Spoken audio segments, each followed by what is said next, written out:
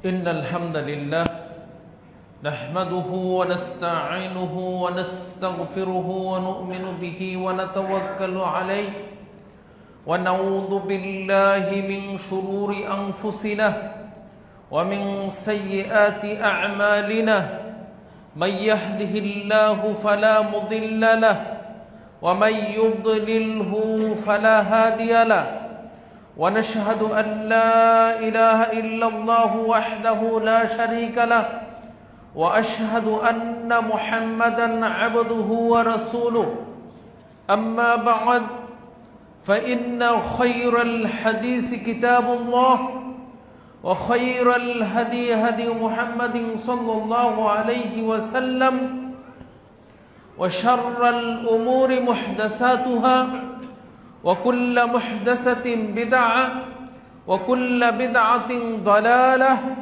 وكل ضلالة في النار فقد قال الله تعالى في كلامه المجيد أعوذ بالله من الشيطان الرجيم يوصيكم الله في أولادكم للذكر مثل حظ الأنثيين النعمان بن بشير رضي الله تعالى عنه قال قال رسول الله صلى الله عليه وسلم فاتقوا الله واعدلوا بين أولادكم رواه البخاري আলহামদুলিল্লাহ আমরা আল্লাহ সুবহানাহু ওয়া তাআলার প্রশংসা জ্ঞাপন করছি যে আল্লাহ সুবহানাহু ওয়া তাআলা আমাদেরকে এই পৃথিবীতে পাঠিয়েছেন, আশরাফুল মাখলুকাত করেছেন এবং পৃথিবীতে জীবিত অবস্থায় আমরা কিভাবে জীবন যাপন করব, তার নৈকট্য হাসিল করব, এটা যেমন তিনি বলে দিয়েছেন, তেমনিভাবে একজন মানুষ মৃত্যুর পরে তার কি অবস্থা হবে, তার সাথে কি আচরণ করতে হবে, তাকে কিভাবে বিদায় দিতে হবে এবং সর্বশেষ তার যে পরিত্যক্ত সম্পত্তি কিভাবে বণ্টিত হবে সেই বিষয়গুলিও আল্লাহ সুবহানাহু ওয়া তাআলা আমাদেরকে জানিয়ে দিয়েছেন। যে আল্লাহ সুবহানাহু ওয়া তাআলা আমাদেরকে পূর্ণাঙ্গ জীবন বিধান ইসলাম দান করেছেন এবং আমাদেরকে তার অনুসারী হওয়ার তৌফিক দান করেছেন, সে আল্লাহর জন্য প্রশংসা। আলহামদুলিল্লাহ।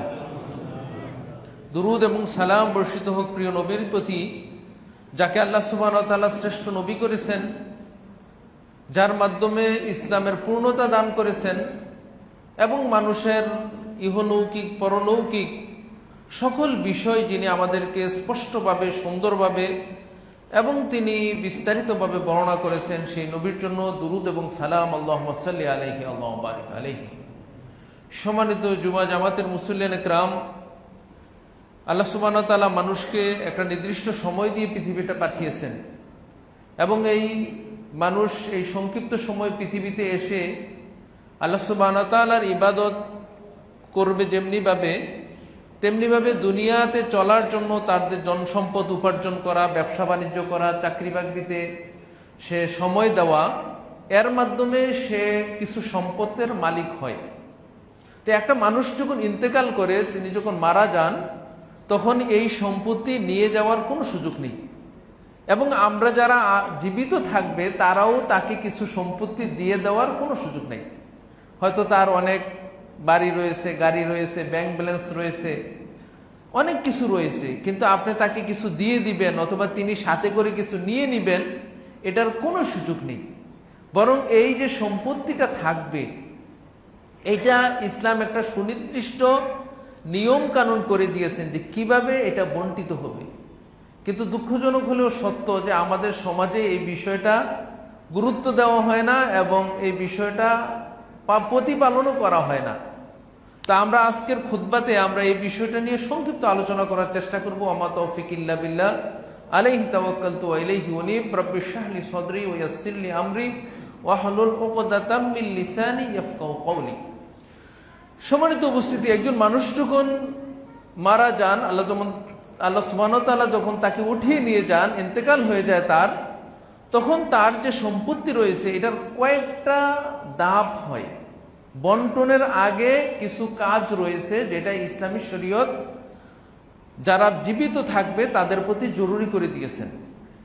একটা মানুষ যখন ইন্তেকাল হয়ে যায়, তার যখন মৃত্যু হয়ে যায়, তখন প্রথম যে দায়িত্বটা সম্পদ বন্টনের আগে প্রথম যে দায়িত্বটা হয় সেটা হলো তাজহিজ আল মাইয়িত, মৃত্যু ব্যক্তিকে অনন্ত যাত্রার জন্য প্রস্তুত করা। একটা মানুষ হয়তো সমাজে অনেক বিখ্যাত মানুষ ছিল, অথবা সমাজে প্রতিষ্ঠিত ব্যক্তি ছিল, একজন প্রতিষ্ঠিত ব্যবসায়ী ছিল, রাজনীতিবিদ ছিলেন। এখন যখন তার ইন্তেকাল হয়ে গেছে, তিনি যখন মারা গেছেন, আল্লাহ সুবহানাহু ওয়া তাআলা তাকে নিয়ে গেছেন, এখন মুসলিম ব্যক্তি দুনিয়াতে যেমন জীবিত, দুনিয়াতে যেমন তিনি পবিত্র, সম্মানিত, মর্যাদাবান, তার মৃত্যুর পরেও তিনি সম্মানিত, এবং তাকে সম্মানের সহিত তাকে কবরস্থ করতে হবে, এটা ইসলামের বিধান। এই জন্য মৃত্যু ব্যক্তিকে অনন্ত যাত্রার জন্য প্রস্তুত করতে হবে। কিভাবে? 5টা পদ্ধতি। প্রথম নম্বর হলো যে তার মৃত্যুর সাথে সাথে তার চোখগুলিকে বন্ধ করে দিতে হবে। যারা সাথে থাকবেন, পাশে থাকবেন, যখন নিশ্চিত হওয়া যাবে যে তিনি আর নেই পৃথিবীতে, তখন তার চোখগুলিকে বন্ধ করে দিতে হবে। 2 নম্বর, তাকে একটা কাপড় দিয়ে ঢেকে দিতে হবে, পুরো কাপড় দিয়ে তার শরীরটাকে ঢেকে দিতে হবে। 3 নম্বর, ধৈর্য ধারণ করতে হবে। তিনি দুনিয়া ছেড়ে চলে গেছেন, তিনি হয়তো একটা সমাজের অথবা একটা পরিবারের মূল ব্যক্তি ছিলেন, একটা পরিবার তার উপরে ডিপেন্ড করতো, নির্ভরশীল ছিল, কিন্তু তিনি আজকে চলে গেছেন। এই জন্য অনেকের অনেক কান্নাকাটি করেন, অনেক যেটা ইসলামী শরীয়ত নিষেধ করা হয়েছে। এই জন্য ধৈর্য ধারণ করা। এই জন্য আমরা কি বলি? ইন্না লিল্লাহি ওয়া ইন্না ইলাইহি রাজিউন। এটা কিন্তু মৃত্যু ব্যক্তির জন্য দোয়া না, এটা হলো আমার সান্ত্বনা। আমরা যারা জীবিত আছি, আমার সান্ত্বনা। আমরা কি বলি? ইন্না লিল্লাহ, নিশ্চয়ই আমরা বা আমি আল্লাহর জন্য, ওয়া ইন্না ইলাইহি রাজিউন, এবং আমিও আল্লাহর কাছে ফিরে যাব। তিনি চলে গেছেন আগে, আমি পরে যাব। তো এটা কিন্তু আমার জন্য সান্ত্বনা। কিন্তু আমরা মনে করি এতটুকু পরেই শেষ। না, মৃত্যু ব্যক্তির জন্য আলাদা দোয়া আছে। আল্লাহুম্মা গফির লাহু ওয়ারহামহু ওয়াসাব্বিতহু। হে আল্লাহ, আপনি তাকে ক্ষমা করুন, তার প্রতি রহম করুন, এবং তাকে দৃঢ় রাখুন, কবরে তিনি প্রশ্নের জবাব যাতে দিতে পারেন। ওইটা হলো মৃত্যু ব্যক্তির জন্য দোয়া। আর ইন্না লিল্লাহটা হলো আমার জন্য সান্ত্বনা। তো তাহলে 3 নম্বর যে বিষয়টার প্রস্তুতির, সেটা হলো তার জন্য দোয়া করা এবং ধৈর্য ধারণ করা। 4 নম্বর যে বিষয়টা, সেটা হলো তাকে গোসল করানো। গোসল করানোর ইসলামের পদ্ধতি আছে, ওইভাবে গোসল করানো। এবং সর্বশেষ হলো 5 নম্বর হলো তাকে কাফন পরিয়ে দেওয়া, সাদা কাপড় দিয়ে কবরস্থ করার জন্য তাকে কাফন পরিয়ে দেওয়া। এই 5টা কাজ হলো মৃত্যুর জন্য প্রস্তুতি। এইটা করতেও কিন্তু যিনি মারা গেছেন তার সম্পত্তি থেকে কিছু অর্থ ব্যয় হতে পারে। আপনি হয়তো আপনার কাফনের কাপড় কিনে আনা লাগতে পারে, এটাও লাগতে পারে।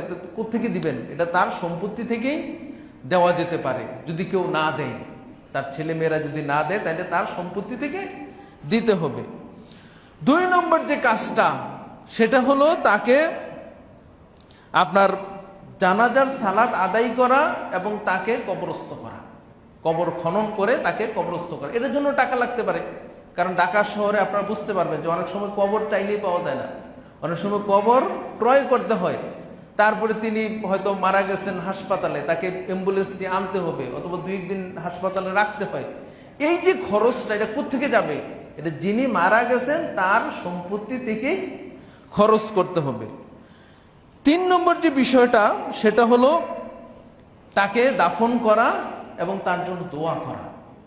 তার জন্য দাফনে জানাজার শেষে সাথে করে নিয়ে যাওয়া এবং কবরে দাফন করে তার জন্য দোয়া করা। রাসূল সাল্লাল্লাহু আলাইহি ওয়াসাল্লাম বিশেষভাবে এটা বলতেন যে তোমাদের ভাইয়ের জন্য এখন দোয়া করো, কারণ তাকে এখন জিজ্ঞাসা করা হবে। এই জন্য সম্মিলিত বিষয়টা রাসূল সাল্লাল্লাহু আলাইহি ওয়াসাল্লাম করতেন না, একাকী দোয়া করবে। 4 নম্বর যে বিষয়টা আসবে, এগুলি করতে কিন্তু টাকা লাগবে, টাকা লাগতে পারে। যদি না লাগে তাহলে সম্পত্তি থেকে যাবে। 4 নম্বর যে বিষয়টা আসবে, সেটা হলো তার ওসিয়ত পূর্ণ করা। তিনি ওসিয়ত করে যেতে পারেন, এবং ওসিয়ত যাদের সম্পত্তি আছে তাদের ওসিয়ত করা উচিত, যেটা সাহাবাদের মধ্যে এই বিষয়টা দেখা যেত। এবং এখনো যারা আরব দেশের সাথে যারা জানেন, তারা অনেকেই ওসিয়ত করে যান। ওসিয়ত মানে আমার এই সম্পত্তি থেকে মসজিদের জন্য, মাদ্রাসার জন্য, অথবা সংস্থার জন্য, সংগঠনের জন্য এই সম্পত্তিটা দিয়ে দেবো। আপনার 10টা ফ্ল্যাট আছে, একটা ফ্ল্যাট দিয়ে দেন। আপনার 10টা প্লট আছে, একটা প্লট আপনি দিয়ে দেন, অথবা কিছু সম্পত্তি, কিছু অর্থ, এটা যদি তিনি ওসিয়ত করে থাকেন মৃত্যু ব্যক্তি, তাহলে তার সম্পত্তি বন্টনের আগে ওসিয়তটা পূর্ণ করতে হবে। ওসিয়তের ক্ষেত্রে কয়েকটা বিষয় খেয়াল রাখতে হবে, 4টা বিষয় বলবো। 1 নম্বর হলো যে ওসিয়ত ওয়ারিসদের জন্য করা যায় না। ওয়ারিস কারা? যিনি মারা যাওয়ার পরে যারা সরাসরি সম্পত্তি প্রাপ্ত হবেন, ছেলে আছে, মেয়ে আছে, স্ত্রী আছে, বাবা আছে, তারা তো অলরেডি সম্পত্তি পাবেনি। এই জন্য তাদের জন্য ওসিয়ত করা যাবে না যে আমার ছেলের জন্য এটা দিয়ে গেলাম, মেয়ের জন্য এটা দিয়ে গেলাম, স্ত্রীর জন্য এটা দিয়ে গেলাম, এটা দেওয়া জায়েজ নেই। ওসিয়ত, এই জন্য রাসূল সাল্লাল্লাহু আলাইহি ওয়াসাল্লাম স্পষ্ট হাদিস যে ফালা ওসিয়াতা লিল ওয়ারিস, যারা অলরেডি সম্পত্তির মালিক হবেন, ওয়ারিস যারা, তাদের জন্য ওসিয়ত চলবে না। 2 নম্বর হলো যে ওসিয়ত কখনো করা ওয়াজিব হয়ে যায়। কখন? যখন আপনার আগে আপনার সন্তান মারা যায়। যখন পিতা বেঁচে আছে, তার সন্তান মারা গেছে, এবং ওই সন্তানের আবার সন্তান আছে, মানে নাতি আছে। এখন ইসলামী শরীয়তের নিয়ম অনুযায়ী দাদা মারা গেলে নাতিরা কিন্তু কোনো সম্পত্তি পায় না। তখন আপনার ওয়াজিব হবে আপনার প্রতি, ওলামায়ে কেরামগণ বলছেন ওয়াজিব, ফরজ আপনার প্রতি, যে আপনি নাতিদের জন্য ওসিয়ত করে যাবেন যে আমার ছেলে বেঁচে থাকলে যেই সম্পত্তি পেত, তোমরা ওই পরিমাণ সম্পদ আমার নাতিদেরকে দিবা। তাহলে এই জায়গায় আপনাকে ওসিয়ত করতেই হবে। 3 নম্বর বিষয়টা হলো যে 3 ভাগের 1 ভাগের বেশি ওসিয়ত করা যায় না। অনেকে দেখবেন সন্তানের প্রতি মানে একটু বিতৃষ্ণা হইলে, রাগ হইলে, বা তাদের কর্মকাণ্ড পছন্দ না হইলে, যে সব সম্পত্তি মসজিদে দিয়ে দেবো, মাদ্রাসায় দিয়ে দেবো, তাকে তেজ্যপুত্র করবো, এগুলি কোনোটাই ইসলামী শরীয়তে আপনাকে অ্যালাউ করে না। আপনি সর্বোচ্চ যেটা আপনি ওসিয়ত করতে পারবেন সেটা হলো 1/3, 3 ভাগের 1 ভাগ। আপনার 3 কোটি টাকা থাকলে সর্বোচ্চ 1 কোটি টাকা দিতে পারবেন। এই ব্যাপারে বিখ্যাত হাদিস সাদ ইবনে আবি ওয়াক্কাস রাদিয়াল্লাহু তাআলা আনহু হাদিস, সহিহ বুখারীর 2742 নম্বর হাদিস। তার যখন মৃত্যুর সময় আসলো, তার একটা মেয়ে ছিল, তো তিনি এসে বললেন, ইয়া রাসূলুল্লাহ, আমি আমার সমুদয় সম্পত্তি আল্লাহর দ্বীনের জন্য ওসিয়ত করতে চাচ্ছি। রাসূল সাল্লাল্লাহু আলাইহি ওয়াসাল্লাম বললেন না। তখন তিনি বললেন, ইয়া রাসূলুল্লাহ, আমি 3 ভাগের 2 ভাগ করবো। রাসূল সাল্লাল্লাহু আলাইহি ওয়াসাল্লাম বললেন না, এটাও না। তারপরে বললেন, ইয়া রাসূলুল্লাহ, আমি অর্ধেক করতে চাচ্ছি। বললেন এইটাও না। তারপরে তিনি কমিয়ে বললেন যে 3 ভাগের 1 ভাগ। তখন রাসূল সাল্লাল্লাহু আলাইহি ওয়াসাল্লাম বললেন, আস-সুলুস, হ্যাঁ 3 ভাগের 1 ভাগ করতে পারো, ওয়া-সুলুসু কাসীর, আর 3 ভাগের 1 ভাগ হলো সর্বোচ্চ অংশ, এর বেশি করা যাবে না। তো কেউ যদি 3 ভাগের 1 ভাগের বেশি ওসিয়ত করে, তাহলে কার্যকর হবে কতটুকু? 3 ভাগের 1 ভাগ। তাহলে এই বিষয়টা খেয়াল রাখতে হবে। আর শেষ যে বিষয়টা, 4র্থ বিষয়, সেটা হলো যে অন্যায় কাজে ওসিয়ত করা যাবে না। কেউ ওসিয়ত করলে যে আমি মারা গেলে এই সম্পত্তিটা মাজারে দিয়ে দিও, অথবা আমার এই সম্পত্তি দিয়ে একটা বিরাট একটা মানে বুঝের আয়োজন করিও, এইগুলি অন্যায় কাজের জন্য যদি করা হয় তাহলে সেটা কার্যকর করা যাবে না। তাহলে সম্মানিত উপস্থিতি, তাইলে মৃত্যু ব্যক্তি পরে তাকে ওসিয়ত যদি করে থাকে, সম্পত্তি বন্টনের আগে ওসিয়তটা পূর্ণ করতে হবে। 5 নম্বর যে বিষয়টা আসবে সেটা হলো ঋণ থাকলে পরিশোধ করতে হবে। এটা কখন? সম্পত্তি বন্টনের আগে। ঋণের বিষয়টা এত গুরুত্ব রাসূলুল্লাহ সাল্লাল্লাহু আলাইহি ওয়াসাল্লাম দিয়েছেন, অন্য কোনো বিষয়ের প্রতি এত গুরুত্ব দেন নাই মৃত্যু ব্যক্তির। তিনি বলেছেন, ইউগফারু লিশ-শাহীদি কুল্লু যামবিন ইল্লা দাইন, মৃত্যু ব্যক্তির সমস্ত গুনাহকে আল্লাহ সুবহানাহু ওয়া তাআলা মাফ করে দিবেন। শহীদ ব্যক্তির সমস্ত গুনাহকে আল্লাহ মাফ করে দিবেন, ইল্লা দাইন, কিন্তু ঋণ যদি থাকে সেটাকে তিনি মাফ করবেন না। সহিহ মুসলিমের 1886 নম্বর হাদিস। তো সম্মানিত উপস্থিতি, তাইলে ঋণ বিষয়টাকে তিনি এত গুরুত্ব দিতেন। এবং জানাজার সালাতে যখন রাসূল সাল্লাল্লাহু আলাইহি ওয়াসাল্লাম যাইতেন জানাজার সালাত পড়ানোর জন্য, তখন তিনি কিছু জিজ্ঞাসা করতেন না, যে তিনি সালাত পড়তেন কিনা, সিয়াম করতেন কিনা, লোকটা ভালো ছিল কিনা। আমরা তো অনেকে এই কথাই জিজ্ঞাসা করি, কিন্তু এইগুলি রাসূল সাল্লাল্লাহু আলাইহি ওয়াসাল্লাম জিজ্ঞাসা করতেন না। তিনি বলতেন যে তার ঋণ আছে কিনা। যদি বলতেন যে ঋণ আছে, দেওয়ার মতো অর্থ আছে কিনা, আছে, তাহলে ঋণ পরিশোধ করে দাও। আর যদি বলা হতো যে না, ঋণ আছে কিন্তু পরিশোধ করার অর্থ নেই, তখন রাসূল সাল্লাল্লাহু আলাইহি ওয়াসাল্লাম সালাতুল জানাজা, ওই সাহাবীরই তো জানাজা, তিনি আদায় করতেন না। একটা হাদিস আসছে, জাবির ইবনে আব্দুল্লাহ রাদিয়াল্লাহু তাআলা আনহু বলেন যে আমাদের একজন সাথী, আল্লাহ সুবহানাহু ওয়া তাআলা তাকে নিয়ে গেলেন, তিনি ইন্তেকাল করলেন। তখন আমরা তাকে গোসল দিলাম, কাফনের কাপড় পরালাম, রাসূল সাল্লাল্লাহু আলাইহি ওয়াসাল্লামকে খবর দিলাম, তিনি আসলেন এবং জিজ্ঞেস করলেন যে এই ব্যক্তির কি ঋণ আছে? আমরা বললাম যে ইয়া রাসূলুল্লাহ 2 দিনার, মাত্র 2 দিনার। তখন বলতে দেওয়ার মতো অর্থ আছে? বলে যে না। তখন রাসূল সাল্লাল্লাহু আলাইহি ওয়াসাল্লাম চলে যেতে চাইলেন। তখন আবু কাতাদা রাদিয়াল্লাহু তাআলা আনহু তিনি বললেন, ইয়া রাসূলুল্লাহ আমি 2 দিনারের দায়িত্ব নিলাম। ঋণের দায়িত্ব নেওয়া যায়, অন্য বাইরকে যে আপনি উপকার করবেন, এটা একটা অন্যতম উপকার। যে একজন ঋণগ্রস্ত ব্যক্তি ঋণ দিতে পারে না, তখন আপনি তার দায়িত্ব নিতে পারেন। তো রাসূল সাল্লাল্লাহু আলাইহি ওয়াসাল্লাম জানাজার সালাত পড়িয়ে দিলেন। পরের দিন, একদিন পরেই দেখা আবু কাতাদার সাথে। বললেন ঋণের কি অবস্থা? তখন আবু কাতাদা রাদিয়াল্লাহু তাআলা আনহু বলেন, ইন্নাহু মাতা আমস। ইয়া রাসূলুল্লাহ কালকেই তো সে মরল, গতকালকেই তো মরল, মাত্র একদিন হয়েছে। রাসূল সাল্লাল্লাহু আলাইহি ওয়াসাল্লাম বললেন যে তাড়াতাড়ি তুমি তার ঋণটা পরিশোধ করে দাও। আবু কাতাদা বলতেছেন যে আমি ঋণ পরিশোধ করে রাসূল সাল্লাল্লাহু আলাইহি ওয়াসাল্লামের কাছে গিয়ে বললাম যে তার ঋণ পরিশোধ করে হয়ে গেছে। তখন রাসূল সাল্লাল্লাহু আলাইহি ওয়াসাল্লাম বললেন আল আন বারাদাত জালদাহু, এই মাত্র তার চামড়াটাকে ঠান্ডা করা। দেখেন ঋণের কত সাহাবী, রাসূল সাল্লাল্লাহু আলাইহি ওয়াসাল্লামের সাহাবী, এবং তাকে তিনি জানাজা পড়িয়েছেন, কবরস্থ করেছেন, তার জন্য দোয়া করেছেন, কিন্তু ঋণের গুনাহ থেকে মাফ করাইতে পারেন নাই। এই হাদিসটা মুসনাদ আহমদের মধ্যে এসেছে। আল্লামা আলবানী রাহমাতুল্লাহ আলাইহি হাদিসটাকে সহিহ বলেছেন, এবং তার যে বিখ্যাত কিতাব সহিহ আল জামের মধ্যে তিনি সংকলন করেছেন 2753 নম্বর হাদিস। সম্মানিত উপস্থিতি, এই ঋণের ব্যাপারে সাবধান থাকার জন্য আমি আপনাদেরকে বিশেষভাবে অনুরোধ করছি। আজকে রাষ্ট্রীয়ভাবে আপনারা দেখতেছেন যে ব্যাংকগুলি দেউলিয়া হয়ে গেছে, কারণ ঋণ নিয়ে মানুষ কারা নিছেন? মুসলমান অধিকাংশ, কারণ এই দেশে অধিকাংশ মুসলমান, তারাই তো ঋণ নিয়েছেন।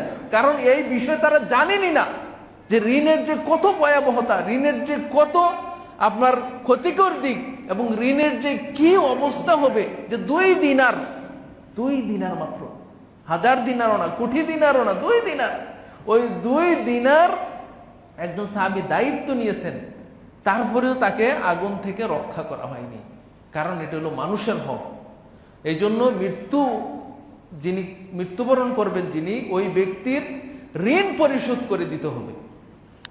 তারপরে তার যে সম্পত্তি থাকবে সেটা থেকে 6 নম্বরে যে কাজটা করতে হবে সেটা হলো তার যদি কোনো মান্যত থাকে তাহলে মান্যতটা পূর্ণ করতে হবে। মান্যত কিন্তু আপনার জন্য করা জরুরি না, কিন্তু মান্যত যখন করবেন তখন এটা পালন করা আপনার জন্য জরুরি হয়ে যায়। আপনি হয়তো মান্যত করেছেন যে একটা খাসি কুরবানি করবেন, মসজিদে দিয়ে দিবেন, অথবা সিয়াম রাখবেন, অথবা আপনার কিছু দান সদকা করবেন। যখন মান্যত করবেন, মান্যত করেছেন কিন্তু আপনি মারা গেছেন, মান্যত পূর্ণ হয় নাই, তাইলে আপনার পরিবারের যারা থাকবেন তারা সম্পত্তি বন্টনের আগে মান্যতকে পূর্ণ করে দিতে হবে। এই ব্যাপারে সহিহ বুখারীর 1953 নম্বর হাদিস।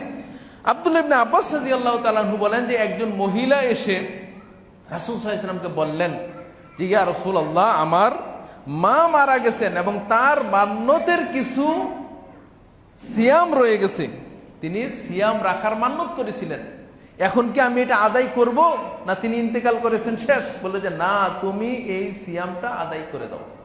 তাহলে সিয়াম আপনি যদি আদায় করেন তাহলে তো হলো, না হলে হয়তো কাউকে ফিদিয়া দিতে হবে, এই জন্য কিছু টাকা লাগতে পারে। তাহলে এই সম্পত্তিটা মৃত্যু ব্যক্তির সম্পত্তি থেকেই খরচ করতে হবে। 7 নম্বরে যেটা, সেটা হলো আল্লাহর হক আদায় করতে হবে। আল্লাহর যে ঋণ, এটা হলো মানুষের ঋণ, আর এটা হলো আল্লাহর ঋণ। আল্লাহর ঋণ কি? আল্লাহর ঋণ হলো আপনি ফরজ সিয়াম, একজন অসুস্থ ব্যক্তি রমজান মাসে সিয়াম রাখতে পারেন নাই, তিনি হয়তো মনে করছেন আমি সুস্থ হব তারপরে সিয়াম পালন করব, কিন্তু দেখা গেছে যে রমজানে অথবা রমজানের পরে তিনি মারা গেছেন, তার সিয়ামটা রয়ে গেছে। এইটা হলো আল্লাহর ঋণ, আল্লাহর হক, এইটা আপনাকে আদায় করতে হবে। এর জন্য যদি টাকা পয়সা লাগে তাহলে টাকা পয়সা তার সম্পত্তি থেকেই দিতে হবে। আবার হজ হতে পারে, একজনের উপর হজ ফরজ হয়েছে, তিনি হজ করবেন নিয়ত করেছেন, অথবা তার উপর হজ ফরজ হয়েছে কিন্তু তিনি হজ করার আগেই ইন্তেকাল করেছেন, এখন তার সম্পত্তি থেকেই বদলি হজ করে দিতে হবে। যেগুলি হাদিস দ্বারা প্রমাণিত, আমি হাদিসগুলি উল্লেখ করে আপনাদেরকে সময় ক্ষেপণ করতেছি না, বিষয়গুলি স্পষ্ট আমাদের কাছে। যে কেউ হজ করতে পারে নাই, জাকাত দিতে পারে নাই, জাকাত হতে পারে যে আপনি হয়তো জাকাত প্রত্যেক রমজান মাসে জাকাত দেন, কিন্তু আপনি জাকাত দিবেন এর আগেই আপনি মারা গেছেন, তখন আপনার সম্পত্তি থেকে জাকাত, হজ, সিয়াম অথবা কাফফারা হতে পারে, যে আপনি হয়তো কাফফারা করেছিলেন, মানে কাফফারা মানে আপনি হয়তো কসম করেছিলেন কিন্তু কসমটা পালন করেন নাই, তাহলে কাফফারা দিতে হবে। এই বিষয়গুলি আপনাকে সম্পত্তি বন্টনের আগেই দিতে হবে। এই বিষয়গুলি দেওয়ার পরে কয়টা বিষয় বললাম? 7টা বিষয় বলছি। 1 নম্বর হলো মৃত্যু ব্যক্তিকে প্রস্তুত করতে হবে। 2, তার সালাতুল জানাজা আদায় করতে হবে এবং তাকে দাফন করতে হবে। 3, তাকে আপনার কাফন, তাকে জানাজা পড়তে হবে এবং তার জন্য দোয়া করতে হবে। 4 নম্বর, তার ওসিয়ত পূর্ণ করতে হবে। 5 নম্বর, তার ঋণ থাকলে ঋণ পরিশোধ করতে হবে। 6 নম্বর, তার যদি মান্যত থাকে মান্যত পূর্ণ করতে হবে। এবং 7 নম্বর, সেটা হলো আল্লাহর সাথে যদি জড়িত কোনো ঋণ থাকে, আল্লাহর হক থাকে, এগুলি আদায় করতে হবে। এই 7টা বিষয়, কেউ 4টা বলছেন, 3টা বলছেন, ছোট ছোট করে। এই বিষয়গুলি আদায় করার পরে যদি মৃত্যু ব্যক্তির কোনো টাকা থাকে, সম্পত্তি থাকে, বাড়ি গাড়ি থাকে, এটা তখন বন্টন হবে, যেটাকে বলা হয় ফারায়েজ। ইসলামী শরীয়তের পরিভাষায় যেটাকে বলা হয় ফারায়েজ, যে ফরজ সম, ফরজের বহুবচন ফারায়েজ, এবং এইটা আল্লাহ সুবহানাহু ওয়া তাআলার নির্ধারিত অংশ। সম্মানিত উপস্থিতি, এই ফারায়েজ আমাদের সমাজে এখনো বাস্তবায়ন হয় না। আবার অনেকে কি করেন, জীবিত অবস্থায় এটাকে বাস্তবায়ন করে যান। ফারায়েজটা মনে রাখতে হবে যে আপনি ফারায়েজ বাস্তবায়নের বিষয় না, মানে আপনি ইন্তেকাল করলেই আপনার সম্পত্তি বন্টিত হবে। এর আগে কিন্তু কেউ আপনার সম্পত্তির শরীয়তগতভাবে কেউ মালিক হতে পারে না। তো এই জন্য আমাদের অনেকে কি করেন, যে মৃত্যুর আগে অথবা তিনি ছেলে মেয়েদেরকে সম্পত্তি দেওয়ার জন্য, নিজের দায়িত্ব হালকা করার জন্য, বিশেষভাবে হজে যাওয়ার সময় দেখবেন আমাদের সমাজে তো হজে যায় কখন, যখন একটু বয়স রিটায়ার্ড করছে, তারপরে বয়সটা একটু বাড়ি হয়েছে, সন্তানেদেরকে বিয়ে শাদী শেষ হয়েছে, এখন তিনি হজে যাবেন, তখন মনটা একটু নরম থাকে, মনে করেন যে আমার সম্পত্তিগুলি ছেলে মেয়েদের মধ্যে বন্টন করে দিয়ে যায়। ইসলামী শরীয়ত মতোই করেন, কিন্তু ওলামায়ে কেরামগণ বলছেন যে না। কারণ আপনি কিভাবে নিশ্চিত হলেন যে আপনি আগে ইন্তেকাল করবেন, তারপরে আপনার ছেলে মারা যাবে? এটা কিভাবে নিশ্চিত হলেন? এটা কখনো, মানে আপনি বন্টন করে দিলেন মানে আপনি নিশ্চিত হয়ে গেলেন। এই জন্য মৃত্যুর আগে সম্পত্তি বন্টন কোনো ক্রমেই জায়েজ নাই।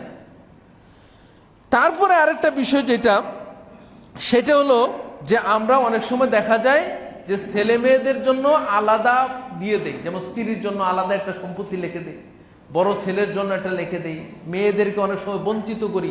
এটা কিন্তু ইসলামী শরীয়তে নিষেধ আছে। নু'মান ইবনে বাশির রাদিয়াল্লাহু তাআলা আনহুর বিখ্যাত হাদিস, তিনি বলেন যে আমার বাবা, তিনি চাইলেন যে আমাকে কিছু অতিরিক্ত সম্পত্তি দেওয়ার জন্য।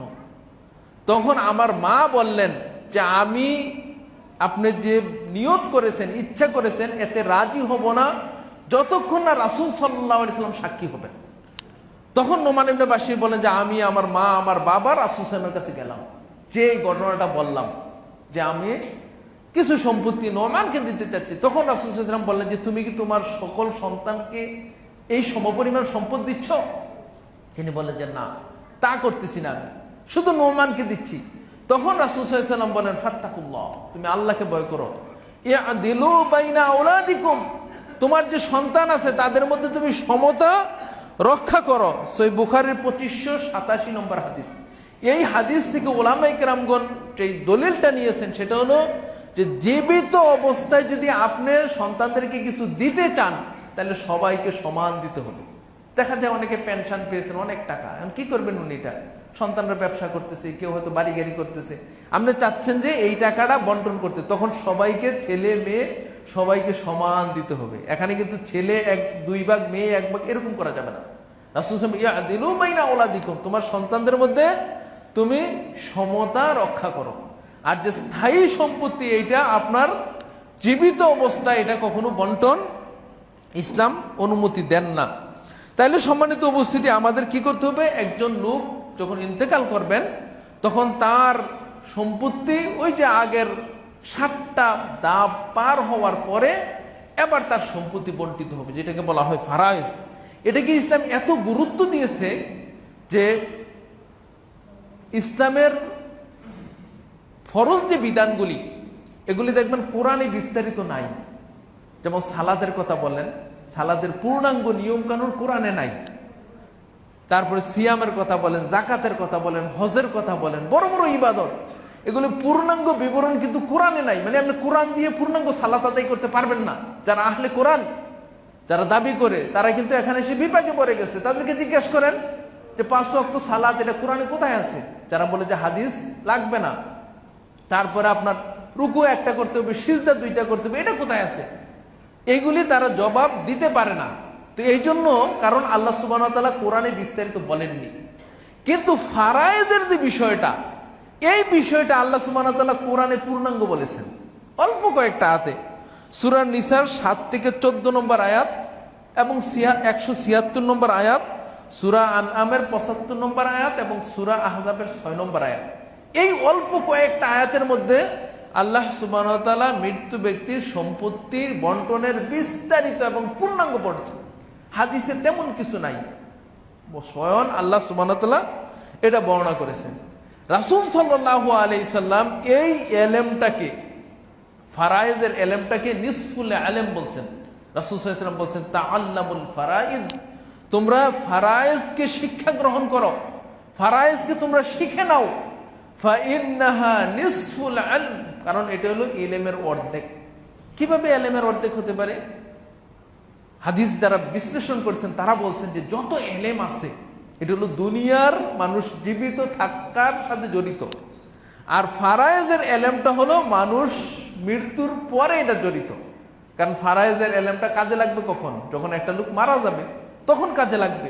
আর দুনিয়ার অন্যান্য ইলম জীবিত থাকলে কাজে লাগবে, মৃত্যু হলে তার আর ওই ইলমের কোনো দাম নেই। এই দিক দিয়ে নিসফুল ইলম বলছে। যদিও কেউ কেউ হাদিসটার ব্যাপারে, সনদের ব্যাপারে দুর্বলতা কেউ কেউ বলেছেন।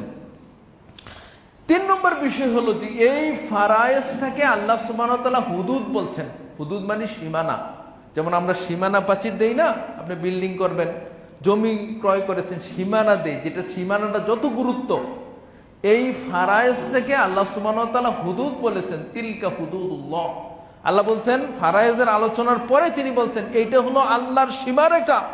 ওয়া মান ইউতিল্লাহ ওয়া রাসূলাহু, যারা আল্লাহ এবং তার রাসূলের ইতাআত করবে তথা ফারায়েজ মেনে চলবে, ছেলেকে যা দেওয়ার তা দিবে, মেয়েকে যা দেওয়ার তা দিবে, স্ত্রীকে যা দেওয়ার তা দিবে, কাউকে বঞ্চিত করবে না, মেয়েকে সম্পত্তি থেকে তিনি মাহরুম করবে না, ছেলেকে বেশি দিবে না। মানে আল্লাহ এবং তার রাসূলের বিধান যারা মেনে চলবে,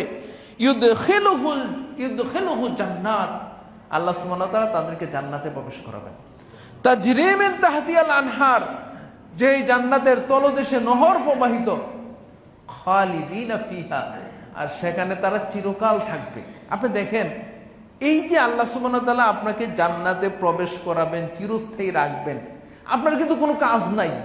মানে আপনার ফারায়েজ আপনার জীবিত অবস্থায় বন্টনের দরকার নেই, কিন্তু আমরা বন্টন করি। বরং এই সওয়াবটা পেতে হলে কোনো কাজ করার আপনার দরকার নেই। সম্পত্তি আপনার আছে, আপনি শুধু মৃত্যুর আগে বলে যান, অথবা আপনার পরিবারে ঘোষণা দিয়ে যান যে আমি মারা যাওয়ার পরে আমার সম্পত্তি ইসলাম যেভাবে বলছে এভাবে বন্টিত হবে, আর কোনো কাজ নাই। আপনার সন্তান যদি না পালন করে সেটা ভিন্ন কথা, কিন্তু আপনি দেখেন এই একটা কথা বলার মাধ্যমে এবং আপনার ইন্তেকালের আগে, মৃত্যুর আগে সম্পত্তি বন্টন না করার কারণে আপনাকে আল্লাহ জান্নাত দিয়ে দিবেন। সুবহানাল্লাহ। তাই দেখেন, এটা কিছু কাজ করে সওয়াব নেওয়া যায়। সালাত আপনি পড়বেন, সিয়াম আপনি রাখবেন, জাকাত আপনি দিবেন, তারপরে সওয়াব হবে। কিন্তু এই কাজটা না করলে, আপনি সম্পত্তি বন্টন না করলে এই সওয়াবটা পাবেন। কিন্তু আমরা অনেক সময় বন্টন করে ফেলি, মানে আল্লাহর উপরে মাতবরি, আল্লাহর হুদুদ, আল্লাহর সীমানার উপরে আপনি হাত দিলেন। এই জন্য আল্লাহ সুবহানাহু ওয়া তাআলা এটাকে সীমানা বলছেন।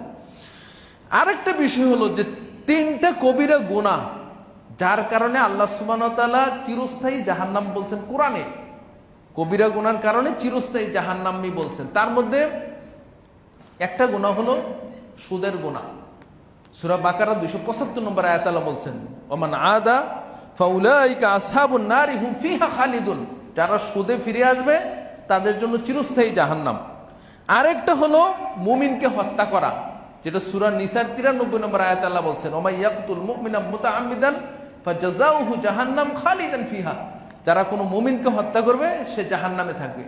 আর 3য় পাপ হলো যেই পাপের জন্য আল্লাহ সুবহানাহু ওয়া তাআলা চিরস্থায়ী জাহান্নামী বলছেন, সেটা হলো এই ফারায়েজের বন্টনে কম বেশি করা বা ফারায়েজ বন্টন না করা অথবা মৃত্যুর আগে বন্টন করা। আল্লাহ সুবহানাহু ওয়া তাআলা বলছেন, ওয়া মাই ইয়াসিল্লাহা ওয়া রাসূলা, যারা আল্লাহ এবং তার রাসূলের অবাধ্য হবে, ওয়া ইয়াতাআদ্দা হুদুদা, এবং তার সীমারেখাকে যারা ওভারটেক করবে, মানে এটাকে মানবে না। সীমারেখা আল্লাহ দিয়ে দিয়েছেন যে ছেলে 2 ভাগ পাবে, মেয়ে 1 ভাগ পাবে, স্ত্রী যদি সন্তানাদি বেঁচে থাকে তাহলে 8 ভাগের 1 ভাগ পাবে, যদি সন্তানাদি না থাকে তাহলে 4 ভাগের 1 ভাগ পাবে। এভাবে আল্লাহ বন্টন করে দিয়েছেন, কিন্তু এটা তারা ওভারটেক করলো, মানলো না, মেয়েকে বঞ্চিত করে দিল। তা আল্লাহ সুবহানাহু ওয়া তাআলা বলছেন ইউদখিলুহু নারান, তাকে জাহান্নামে আল্লাহ প্রবেশ করাবেন, খালিদান ফিহা, এবং তাকে সেখানে চিরকাল রাখবেন। এই যে আল্লাহ সুবহানাহু ওয়া তাআলা চিরকালের কথা বললেন, আকীদার যারা আলেম তারা বলছেন যে এখানে আল্লাহ চিরকাল বলতে দীর্ঘকালকে বুঝিয়েছেন। কারণ কবিরা গুনাহের জন্য মুমিন ব্যক্তি চিরকাল জাহান্নামে থাকবে না। আমরা অনেক সময় বলি যে অনেকে ধরেন বিদেশ থাকতেছে 20-30 বছর, তখন আমরা কি বলি যে সারা জীবন তুমি বিদেশে কাটাই দিলা। আসলে কি সারা জীবন কাটাইছে না দীর্ঘ সময়? দীর্ঘ সময়। তা আকীদার উলামায়ে কেরামগণ বলছেন যে এই 3টা পাপ যারা করবে, সুদ খাবে, তারপরে আপনার মুমিনকে হত্যা করবে এবং এই ওয়ারিসদের সম্পত্তি ঠিক মতো বন্টন করবে না, তাদেরকে আল্লাহ সুবহানাহু ওয়া তাআলা দীর্ঘকাল, অনন্তকালের একটা দীর্ঘ সময় তাদেরকে জাহান্নামে রাখবেন। আল্লাহ সুবহানাহু ওয়া তাআলা আমাদেরকে সঠিকভাবে ফারায়েজের বিষয়গুলি হেফাজত করার তৌফিক দান করুন। সর্বশেষ যে পয়েন্টটা বলবো এই গুরুত্বের, ফারায়েজের গুরুত্বের, সেটা হলো যে এই ফারায়েজের এই বিষয়টা, সম্পত্তি বন্টনের বিষয়টা হলো আল্লাহ মানুষের হক, আল্লাহর নির্দেশ এবং মানুষের হক। আর মানুষের হক বিষয়টা এত জটিল, এত কঠিন বিষয়। সুফিয়ান আস-সাউরি রাহমাতুল্লাহ আলাইহি তিনি বলছিলেন যে আমি পছন্দ করি যে আল্লাহ সুবহানাহু ওয়া তাআলার সাথে সাক্ষাৎ করব, আল্লাহর 100টা হক আমি নষ্ট করেছি। আর আমি অপছন্দ করি ওইটা যে আল্লাহর সাথে সাক্ষাৎ করব, মানুষের 1টা হক নষ্ট করছি। কারণ কি? কারণ হলো যে আল্লাহর হক যদি আপনি নষ্ট করেন, এটা আল্লাহ মাফ করে দিতে পারেন এবং মাফ হয়ে যাবে বিভিন্ন কারণে। আপনার মৃত্যুর কষ্ট, কবরের কষ্ট, যা তারপর জাহান্নামে একটু আযাব, এমনকি আল্লাহ সুবহানাহু ওয়া তাআলা তার নিজ গুণে সগীরা কাবীরা গুনাহকে আল্লাহ সুবহানাহু ওয়া তাআলা মাফ করে দিতে পারেন। কিন্তু বান্দার যদি 1টা হক আপনার সাথে থাকে, এইটাকে আল্লাহ সুবহানাহু ওয়া তাআলা মাফ করবেন না, করতে পারবেন না, এটা আমরা বলবো না, করবেন না। কারণ আল্লাহ সুবহানাহু ওয়া তাআলা ঘোষণা দিয়েছেন যে আমি সেই দিন বিচার করব, কারো প্রতি জুলুম করব না। এখন যখন কিয়ামতের দিন বিচারের ময়দান যখন দাঁড়িয়ে যাবে, তখন আল্লাহ সুবহানাহু ওয়া তাআলা ব্যক্তিকে হাজির করবেন এবং তার সাথে তার যে পাওনাদার, তার সাথে যারা হক জড়িত, তাদেরকে তিনি একত্রিত করবেন। এবং হাদিসে রাসূল সাল্লাল্লাহু আলাইহি ওয়াসাল্লাম এই কথা বলেছেন যে তোমরা কি জানো যে নিঃস্বকে, দরিদ্রকে, অভাবীকে তোমরা কি জানো? নরমালি সাহাবীগণ কিন্তু বলতেন যে আল্লাহ ও রাসূল তার ভালো জানেন। দেখবেন আপনি যে কোনো বিষয়ে আল্লাহ এবং তার রাসূল ভালো জানেন, কিন্তু এই প্রশ্নের জবাবে কিন্তু সাহাবাগণ উত্তর দিয়েছেন। সাহাবাগণ বলেছেন আল মুফলিসু লাইসা লাহু দিনারুন ওয়ালা মাতা। ইয়া রাসূলুল্লাহ, নিঃস্ব ব্যক্তি থেকে আমরা চিনি যাদের কোনো দিনার দিরহাম নাই, টাকা পয়সা নাই, বাড়ি গাড়ি নেই, সম্পত্তি নেই, তাদেরই তো নিঃস্ব।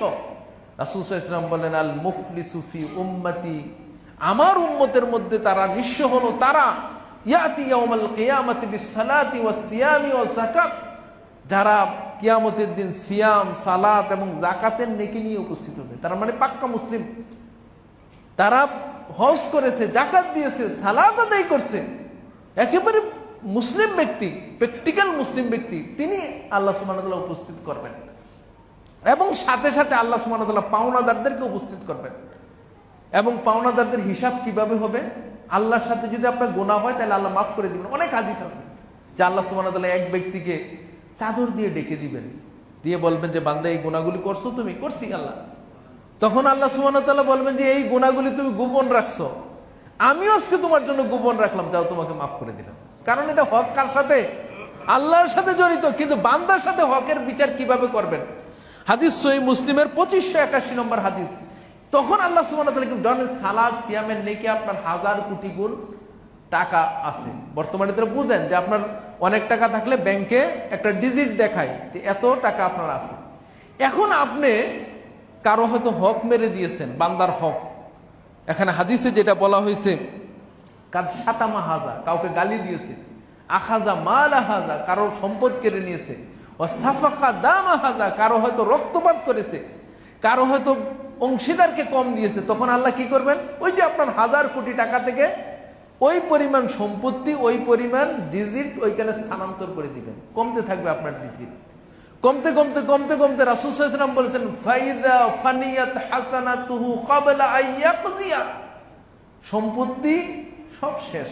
মানে আপনার ব্যালেন্স, যেমন আপনার বিকাশে ব্যালেন্স থাকে, আপনি টাকা পাঠাচ্ছেন, পরে এক সময় ব্যালেন্স কি নাই, আর আপনি দোকানদারকে বলেন, বলে যে ভাই ব্যালেন্স নাই। আপনার মোবাইলে আপনি টাকা লোড করেছেন, এখন আপনি কথা বলতেছেন, টাকা কমতে কমতে টাকা নাই। তো কিয়ামতের দিন কিছু মানুষের এই অবস্থা হবে, যারা সালাত, সিয়াম, হজ, যাকাতের নেকি নিয়ে উপস্থিত হবে, নেকি দেখে মন ভরে যাবে যে এত নেকি, এত আমার, মানে এত কিছু আমার আমলনামায় আছে। কিন্তু তাদের যখন বান্দার হক যখন আল্লাহ সুবহানাহু ওয়া তাআলা দিতে থাকবেন, তো তাদের মাইনাস হতে থাকবে। ফাইজা ফানিয়াত হাসানাতুহু, যখন তাদের হাসানাতগুলি শেষ হয়ে যাবে, ক্বাবলা আইয়ুকজিয়া, কিন্তু এখনো তো কয়েকজন পাওনাদার বাকি, এখনো 5-7 জন পাওনাদারকে আপনি দিতে পারেন নাই। জুলুম করেছেন, সম্পত্তি মেরে দিয়েছেন, কাউকে কম দিয়েছেন, বেশি দিয়েছেন, এখনো পাওনাদার বাকি আছে। তখন কি করবেন? তখন আল্লাহ সুবহানাহু ওয়া তাআলা বিচার কি করবেন? আল্লাহ সুবহানাহু ওয়া তাআলা করবেন, যার আপনি পাওনাদার তার গুনাহগুলিকে আপনার উপরে চাপিয়ে দেওয়া হবে। তার গুনাহগার, আপনার গুনাহ, কারণ নেকামল তো শেষ, আপনার যে ব্যালেন্স ছিল টাকা সব শেষ, এখন আপনার জিরো হয়ে গেছে। এখন অন্যের গুনাহ এবং আপনার যে গুনাহ আছে সেই গুনাহ নিয়ে আল্লাহ সুবহানাহু ওয়া তাআলা কি করবেন? ফাউখিযা মিন খাতায়াহুম তুরিয়াত আলাইহি সুম্মা তুরিহা ফিন-নার, অন্যের গুনাহ তার গারে চাপানো হবে এবং তাকে জাহান্নামে নিক্ষেপ করা হবে। নাউযুবিল্লাহি মিন যালিক। এটা কার জন্য? বান্দার হকের বিষয়। এই জন্য রাসূল সাল্লাল্লাহু আলাইহি ওয়াসাল্লাম বলছেন, মান কানা লাহু ফি আকিহি মাযলামা, তোমার যদি কোনো ভাইয়ের উপরে তোমার জুলুম থেকে থাকে, ফালইয়াস্তাহিল্লুহুল ইয়াউম, আজকেই সেটাকে তোমরা মানে মিটমাট করে নাও, সমাধান করে নাও, তার জুলুম থেকে মাপ চেয়ে নাও, তাকে বদলা দিয়ে তার কাছ থেকে তুমি সমাধান করে নাও। ক্বাবলা ইয়াউমুন লা দিনারা ওয়ালা দিনহাম, ওই দিন আসার আগে, কিয়ামত আসার আগে, যেদিন দিনার দিনহামের কোনো কাছে আসবে না।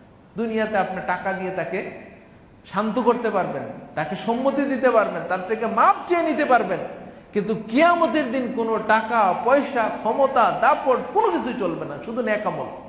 সম্পত্তি হলো আপনার নেক আমল, পুঁজি হলো নেক আমল, কিন্তু আল্লাহ সুবহানাহু ওয়া তাআলার হক যদি হয় আল্লাহ মাফ করে দিতে পারেন, কিন্তু যদি বান্দার হক হয় তাহলে আল্লাহ সুবহানাহু ওয়া তাআলা মাফ করবেন না। তো সম্মানিত উপস্থিতি, তাহলে দেখেন যে আল্লাহ সুবহানাহু ওয়া তাআলার হক যেমন আমরা গুরুত্ব দেই, অনুরূপভাবে বান্দার হকের বিষয়টা আমরা গুরুত্ব দেব। আর এই বান্দার হকের বিষয়টা হলো এই বিষয় যে সম্পত্তি বন্টনের বিষয়টা। আমরা অনেকেই আমাদের একজন শায়েখের আলোচনা শুনতেছিলাম, যখন এই খুতবাটা রেডি করি তখন তিনি বলেছিলেন যে তার 25টা আলোচনা আছে এই ফারায়েজের উপরে। তিনি এক পর্যায়ে বলেছিলেন যে বাংলাদেশের মুসলিমের ক্ষেত্রে শত দূরের কথা, হাজারেও 1টা 2টা 5টা পরিবার পাওয়া যাবে না যে যাদের পরিবারে এই বন্টনের ইসলামের নীতি সঠিকভাবে বন্টিত হচ্ছে। দাদা ঠিক মতো বন্টন করে বাপদেরকে দিয়েছে, বাপ ছেলেদেরকে দিয়েছে, ছেলে তার নাতিদেরকে দিবে, এরকম পরিবেশ